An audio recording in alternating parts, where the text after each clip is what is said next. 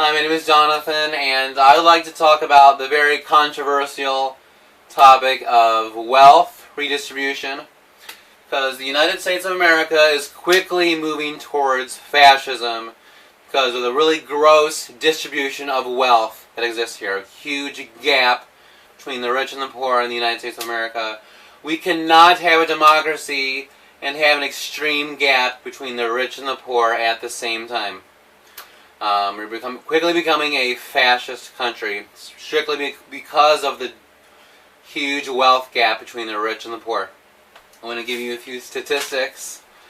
The top 1% wealthiest Americans own 40% of the nation's wealth. Really extreme, especially in light of the fact that the top 1% of Americans, their share of the wealth has tripled over the last 30 years.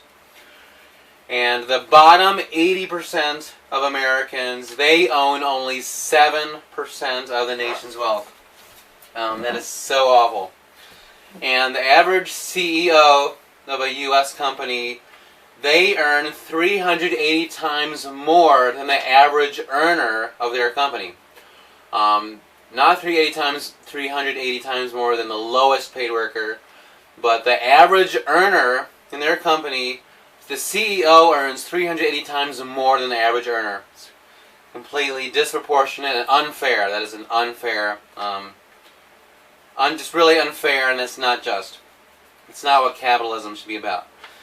And I was going to say, the top 0.1% of Americans, today they own 20% of the nation's wealth, whereas at the turn of the century, before the War on Terror, the top 0.1% only owned 10% of the nation's wealth.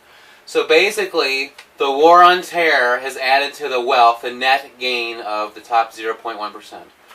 The top 0.1% wealthiest Americans, they have gained from war. And that's what war is always about. It's not about defending freedom. It's always about the wealthy elites of a nation gaining more wealth. Because Iraq was obviously about oil, and Afghanistan happens to have $3.3 trillion worth of minerals, so Afghanistan was about mining. So it's all about wealth. So the top 0.1% of Americans, today they own 20% of the nation's wealth, whereas the turn of the century they only own 10% of the nation's wealth. Really unjust. So the top 20% of Americans, they own 90% of the nation's wealth. So basically 4 out of 5 Americans are slaves. So it's basically a feudal system today in the United States of America, where 4 out of 5 Americans, you are slaves, basically. So this cannot continue, and for us to maintain a democracy at the same time, we need to give time for aggressive reform. So let's give time for top 1% of Americans to find out that the rulers, the elites of America, to find out a way where we can have a better equal distribution of wealth. Give some time, but at some point, if this continues, if this fascist structure continues in the United States of America, at some point we as the American people are just going to need to take the wealth from the top 1% of Americans, especially from the top 0.1% of Americans. So there is going to be a need for a Robin Hood movement. It's not like we're going to steal if we take the wealth from, we as the American people, take the wealth from the top 0.1% of Americans. It's not like we're stealing because they already stole from the working class. It's already our money to begin with. It's already your wealth.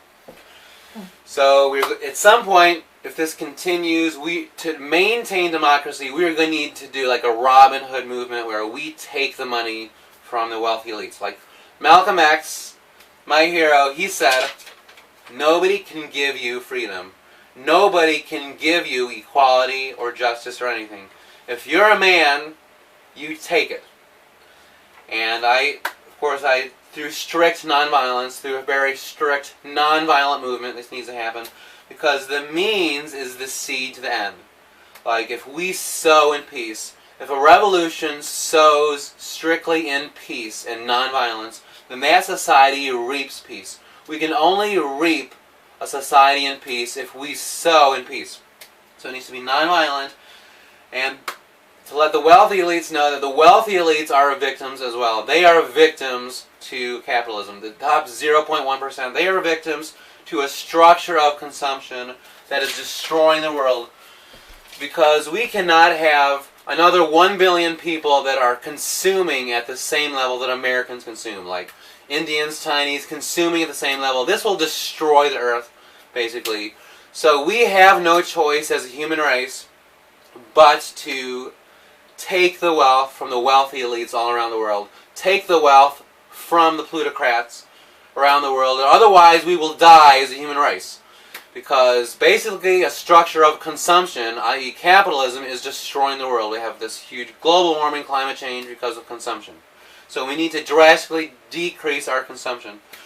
So this, as Americans, this involves both liberals and conservatives. There's no divide, because war in general is just in our heads. We don't have any real enemies. There is no real divide between conservatives and liberals. Because war, it's all in our heads, basically. It's a psychological warfare by the wealthy elites against us. The culture war is just in your heads. There is no real divide between American conservatives and American liberals. There is not. We may have different values, but that's not the same as having a divide between the American people.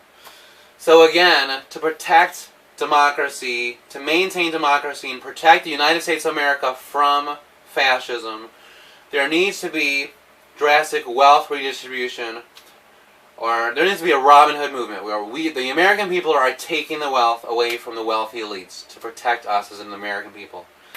That's all I wanted to say, and I love you very much. Bye.